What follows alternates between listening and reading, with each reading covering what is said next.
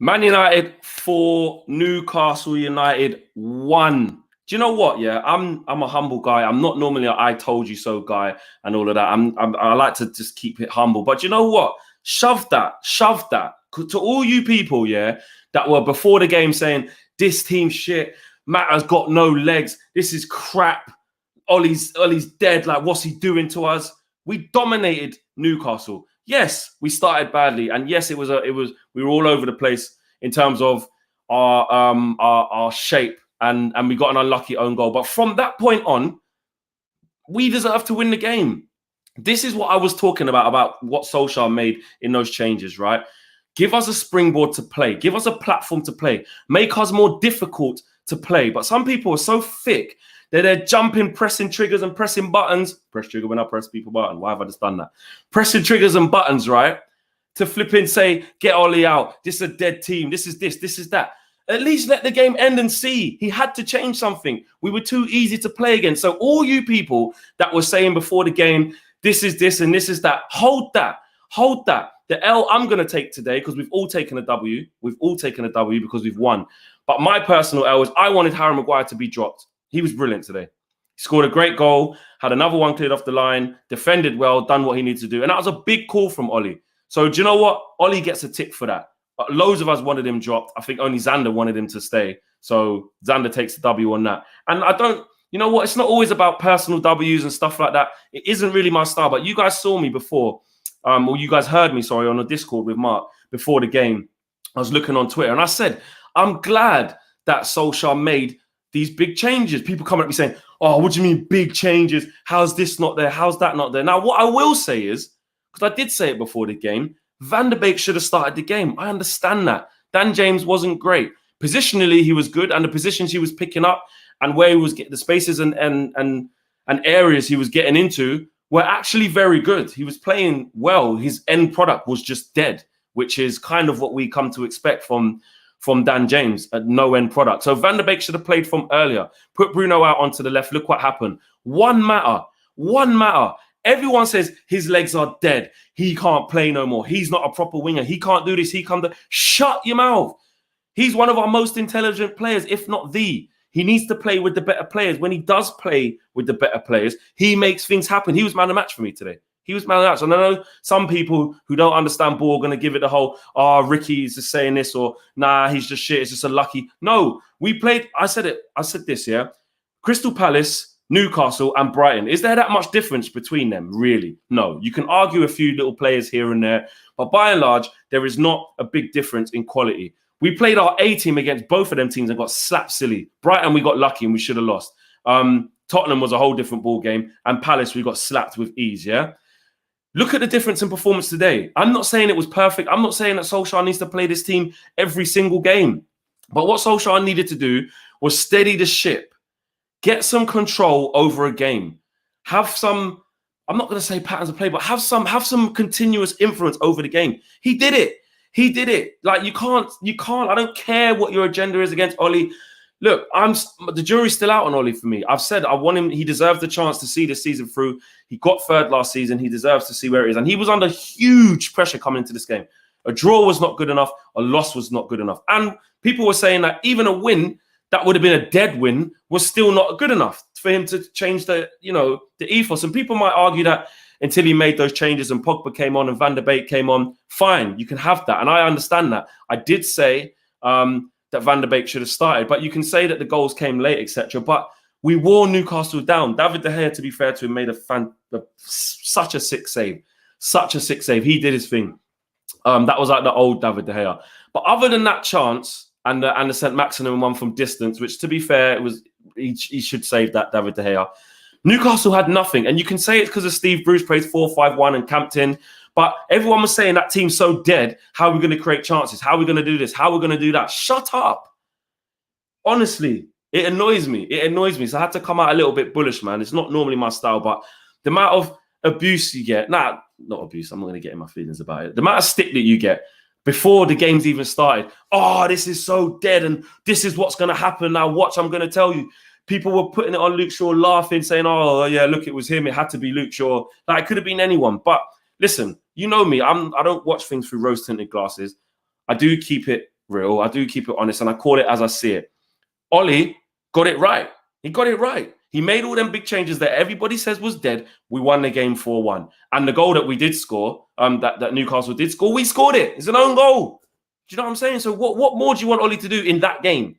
Do you know what I'm saying? If I said it, if it didn't work out and we played dead football and we didn't create any chances, we had like, at one point before Bruno scored, we had like 24 shots, the most that any team's even had this season. So we created a hell of a lot more chances and we weren't conceding loads more chances. Why? Because Solskjaer got the shape right. He got players who might not be the best in terms of their attributes versus other players, but what they did is gave a common influence. They gave a shape. I don't think people understand how important shape is in football. And we had it today.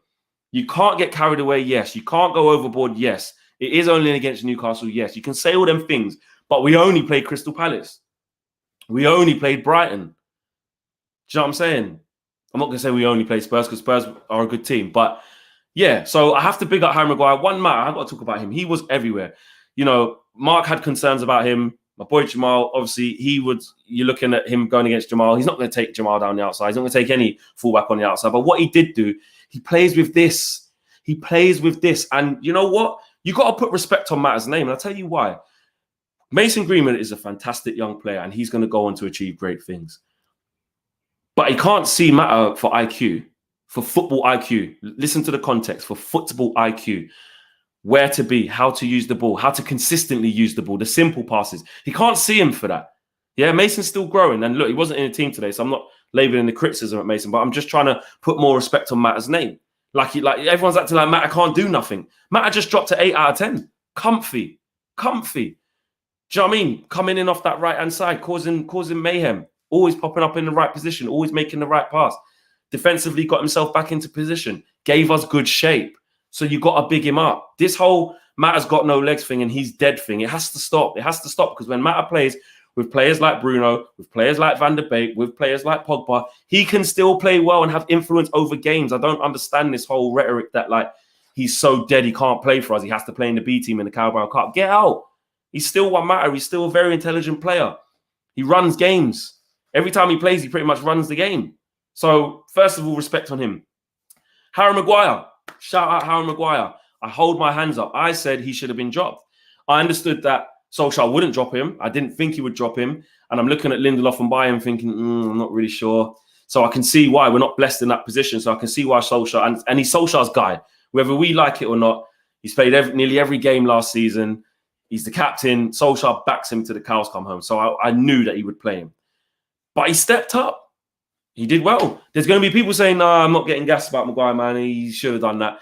And it's true. You've got to keep context. You can't go overboard. I'm not saying Maguire's great because I've questioned his limitations. And against better teams and better players, he does get found out. But we can only talk about now and this performance.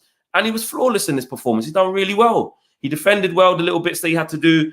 He got his goal. He should have had another goal that was cleared off the line. Had a shot that went wide as well. Stepped out of defence well. He did what he needed to do. He did his job at a time where none of us, or most of us, thought he couldn't. So you got to commend him. Wan-Bissaka had a good game. Had a very good game. I'm always worried about him going forward, but he linked up well. To be fair, I will say some of his crossing was dead. Like he had that shot where that cross that nearly ended up going in the goal in the first half.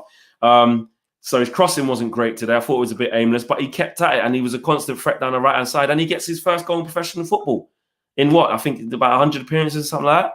But he got his goal. And I tell you what, watching it back, he put his foot through it. It was in the top corner. Great goal. Marcus Rashford stuck at it. He stuck at his task. He did what he needed to do. He stuck at it. Do you know what I'm saying? Got his goal as well, and he deserved that. Great ball from Pogba. Bruno, let's talk about Bruno because Bruno, he frustrated me a lot in this game. He did frustrate me a lot in this game. And then we get the penalty, which Marcus Rashford won. My eye, look, Jamal's fair play, Jamal. Listen, we'll probably talk about it, but it's a pen, bro. It's a pen. Yeah, it's a pen. Unfortunately, it's a pen. Bruno gets it. I had a feeling he would miss. I had a feeling, what was it, 17 pens he scored or something like that? Or 17, I can't remember what it was, but he scored a hell of a lot of pens. I had a bad feeling that he would miss, and he did. But we kept on going, and Bruno took his goal very well, but he was frustrating me. So, yeah, you can nitpick. Bruno didn't have a perfect game. But yeah, he did well with that finish, especially after missing the penalty, to have the mentality to put that in the top corner. And he had that goal that he did score, to be fair, which Matt was offside for, which was really well taken. So by and large, you got to say Bruno's ended up having a good game, but with some bad moments. But hey, who's caring about that? I want to talk about Fred, actually. I thought Fred was all right, and I would have taken off McTominay for Matic. I wouldn't have taken off Fred. Sorry, I would have taken, when Pogba came on, I would have brought him on for McTominay. I wouldn't have took Fred off. I thought Fred done all right in that game. McTominay was steady. He did okay. Didn't tear up trees. But again, I just think we was a better unit. And this is what I mean. People want to say, but Pogba's this, he needs to play. Pogba came into a side that was performing well. Do you see what I'm saying? A dominant side with the opposition on the back foot. That's actually going to give Paul Pogba confidence. Do you see what I'm saying? So I get it. Van der Beek should have come on a lot earlier. You can see as soon as he came on, he done really well for that third goal in keeping the ball moving and ticking over, getting it into Mata, and Mata made it happen. Van der Beek needs to play. That is one thing I will say as a bit of a downer, is that if Ollie can't see why he can't play now, I don't think he ever will. If you're going to play a different type of system, get Dan James out. You start Bruno on the left and put Van der Beek in number 10, or the other way around. I don't really care. He's got to play. Mata can play, guys. I really like Mata, honestly.